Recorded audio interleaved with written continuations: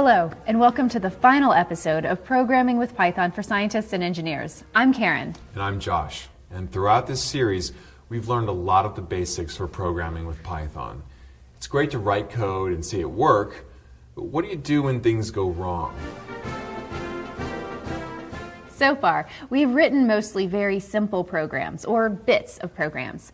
Once you start writing your own longer projects, you will make mistakes. Finding and correcting those mistakes is called debugging. Making sure you don't have any mistakes is testing, and you need to be systematic about testing. Let's start with an example. You read in some data and you want to plot it, but you need to generate the independent variable. Let's say we have a file with data on one bird, va goldfinch.txt. The data set in this file is very simple. Just a comma-separated list in which each value indicates how many times in a given year the bird was observed.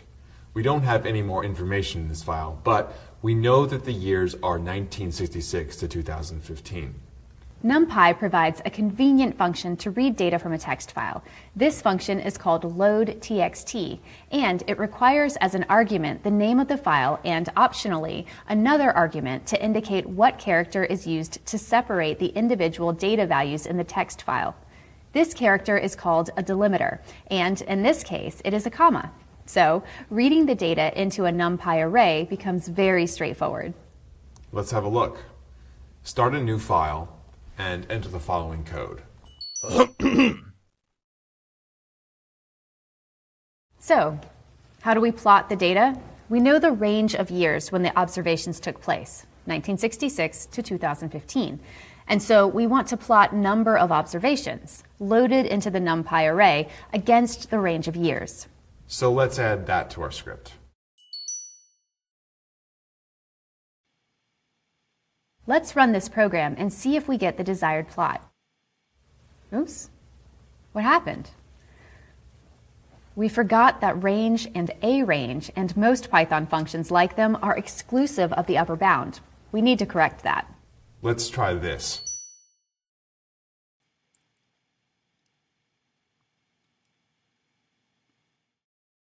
That's it. Now it works. Let's smooth the data a little bit. We'll replace each value by the average of itself and its two neighbors. So we need to add a loop before plotting the data. Try this.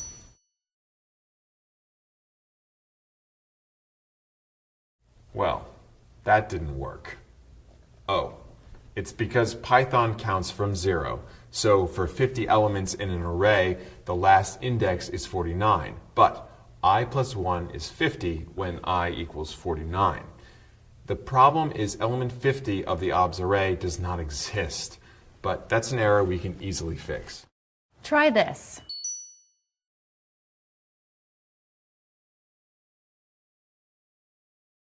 Great, no more errors, and there's our plot, and that looks funny when I compare it to the original data. The first value seems far too large. We'd better look at some of the values. Let's add a print statement inside the loop to output each value in the NumPy array. Input this.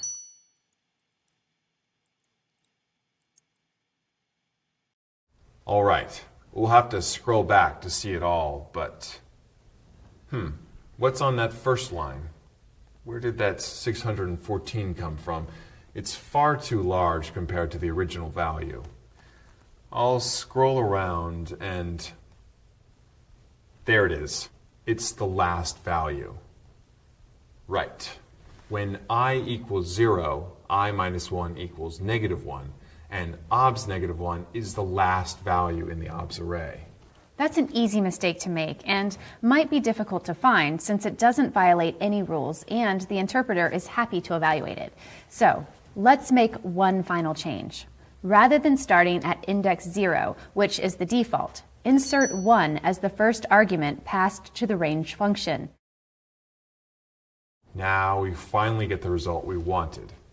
As you can see from this example, it takes some diligence to make sure that the code performs as expected. Let's hone our debugging skills with another more challenging example.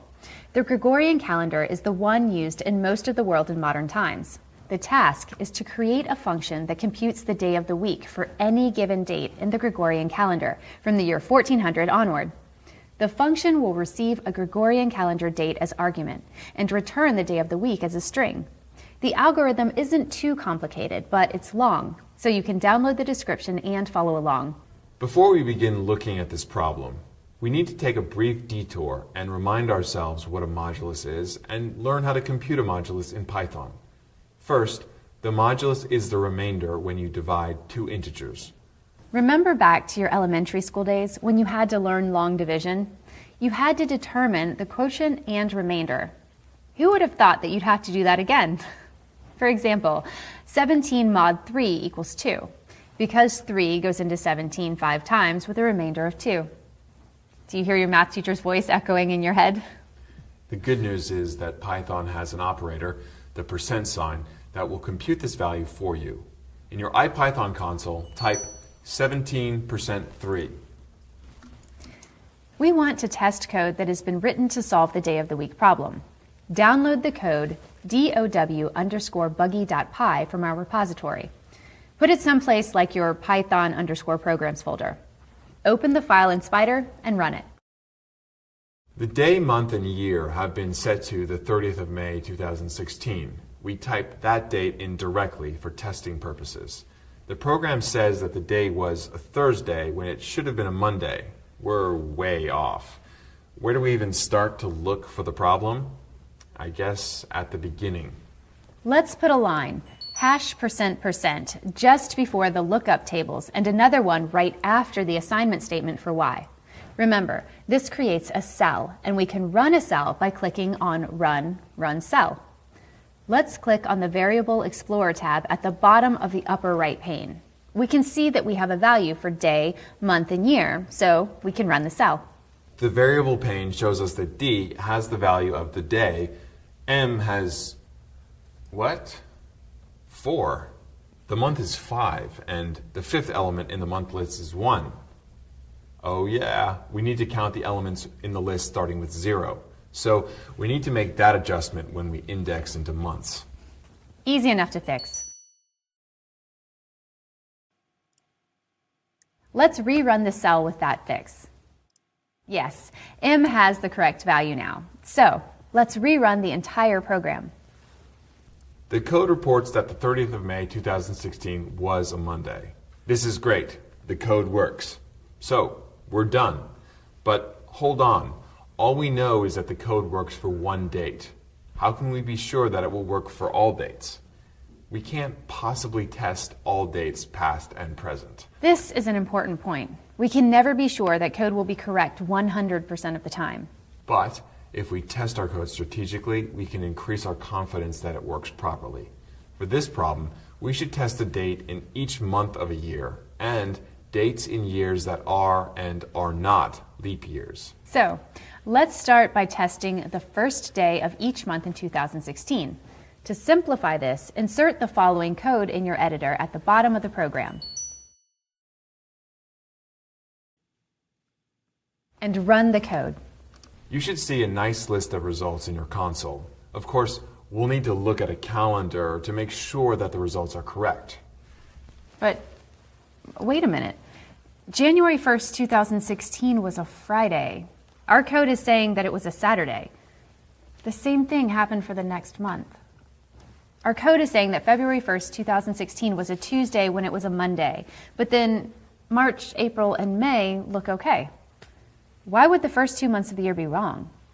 After much thought and head scratching, we may realize that 2016 is a leap year, but the leap day will only affect the day of the week for days after February 29th.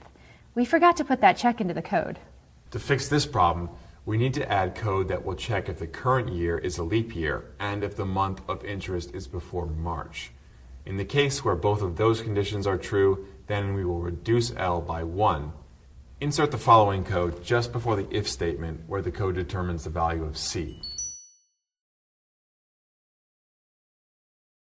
And run the code.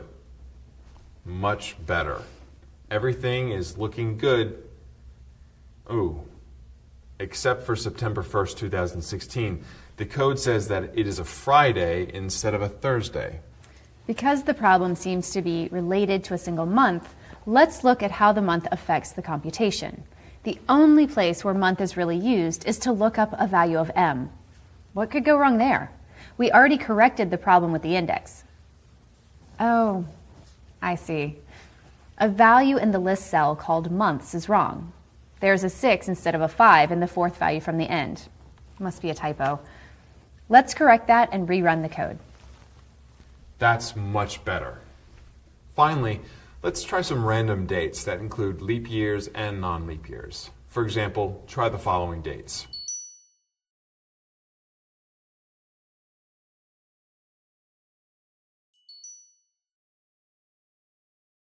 Next, try your birthday and any other date that you want to try. By now, we should have found any major bugs in the code, but again, we can't be 100% sure about that. You now have observed that there can be different kinds of problems with your code. Sometimes the program executes without obvious errors, but the computed results are wrong due to some problems in the code's logic. Other times, the interpreter will stop program execution due to some illegal condition. For example, when we tried to access an array element that does not exist. When the interpreter stops and outputs an error message in the console window, we say the interpreter is throwing an exception.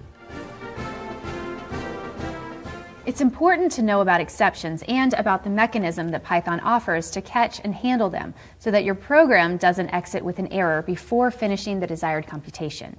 You've already seen exceptions in this episode. For example, index error index 50 is out of bounds for access 0 with size 50 is an exception. Many situations can result in an error. Attempting to read a file that isn't there, attempting to cast a string to a number when the string does not represent a number, an array or list index is out of bounds. All these conditions and many more are examples of those exceptions. If you do not handle them, the interpreter will, and it will just stop with some error message. What can we do about it? If we know that something might go wrong, we can put the relevant statements that may cause an exception inside a try block. Let's do this with our bird data code.